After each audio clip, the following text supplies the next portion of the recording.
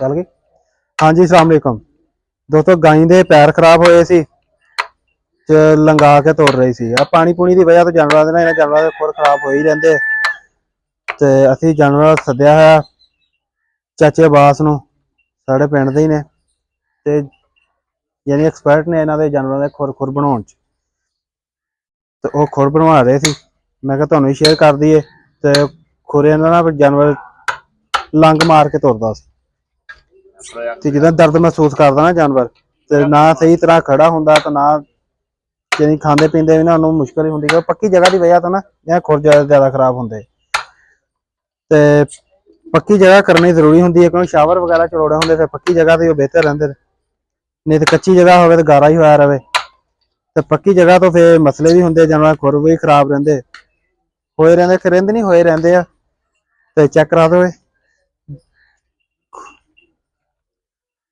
ਅੱਛਾ ਬਾਸ ਬਣਾ ਰਿਹਾ ਖੁਰ, ਹੁਣ ਅੱਲਾ ਖੈਰ ਕਰੇ।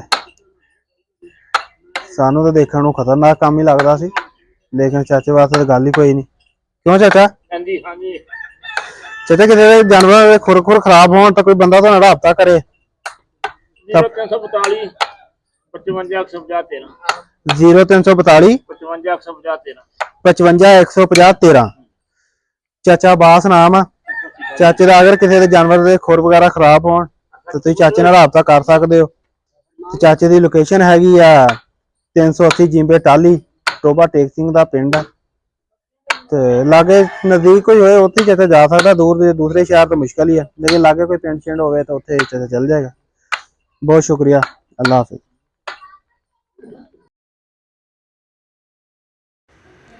ਆਹ ਗਾਂ ਦਾ ਜੀ ਅਗਲਾ ਪੈਰ ਆ ਤੇ ਉਹਨੂੰ ਸਫਾਈ ਵਗੈਰਾ ਕਰ ਰਹੇ ਆ ਉਹਦੀ, ਤੇ ਉਹਦੇ ਵਿੱਚ ਵੀ ਨਾ ਜ਼ਖਮ ਨੀਚੇ ਖਰਾਬ ਹੋਇਆ ਸੀ। ਹੁਣ ਇਹਦੇ ਨਾਲ ਨਾ ਚੰਗੀ ਤਰ੍ਹਾਂ ਉਹਨੂੰ ਕਰਕੇ ਕਲੀਅਰ ਸ਼ੀਅਰ ਸਫਾਈ ਨਾ ਉਹਦੀ ਕਰਕੇ ਆਪ ਨੂੰ ਉੱਥੋਂ ਛਿੱਲਣਗੇ ਤਾਂ ਕਿ ਉਹ ਅੰਦਰੋਂ ਨਾ ਜ਼ਖਮ ਜਿਹੜਾ ਹੋਏ ਉਹ ਜਿਹੜਾ ਆ ਰਿਹਾ ਨਾ ਬਲੈਕ ਨਜ਼ਰ, ਉਹ ਜ਼ਖਮ ਹੈ ਇਹਦਾ। ਦੇਖੋ ਸਫਾਈ ਵਗੈਰਾ ਕਾਫੀ ਹੋ ਗਈ ਹੈ ਉਹਦੀ ਅਗਲੇ ਪੈਰ ਦੀ। ਹੁਣ ਪਿਛਲੇ ਪੈਰ ਦੀ ਕਰਨ ਲੱਗੇ। ਪਿਛਲੇ ਪੈਰ ਦਾ ਨਾ ਜਿਹੜਾ ਪੈਰ ਆ ਇਹਦੇ 'ਚ ਜ਼ਿਆਦਾ ਉਹਦੇ ਉਹ ਦੂਸਰਾ ਵਾ ਜ਼ਖਮ, ਉਹਦੀ ਵਜ੍ਹਾ ਤੋਂ ਲੰਗ ਮਾਰਦੀ ਖਰਾਬ ਹੋਇਆ ਸੀ ਪੈਰ। ਇਹਨੂੰ ਚੁੱਕ ਕੇ ਉੱਤੋਂ ਪਿੱਛੋਂ ਪੈਰ ਚੁੱਕ ਕੇ ਨਾ ਤੁਹਾਨੂੰ ਹੁਣ ਚੰਗੀ ਤਰ੍ਹਾਂ ਉਹਦੀ ਕਟਿੰਗ ਵਗੈਰਾ ਕਰਨਗੇ। ਤੇ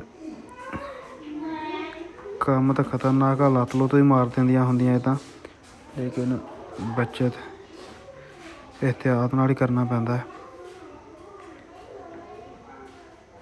ਚੈੱਕ ਕਰੋ, ਚਾਚਾ ਬਾਸ ਕਾਰੀਗਰ ਆ ਪੂਰਾ।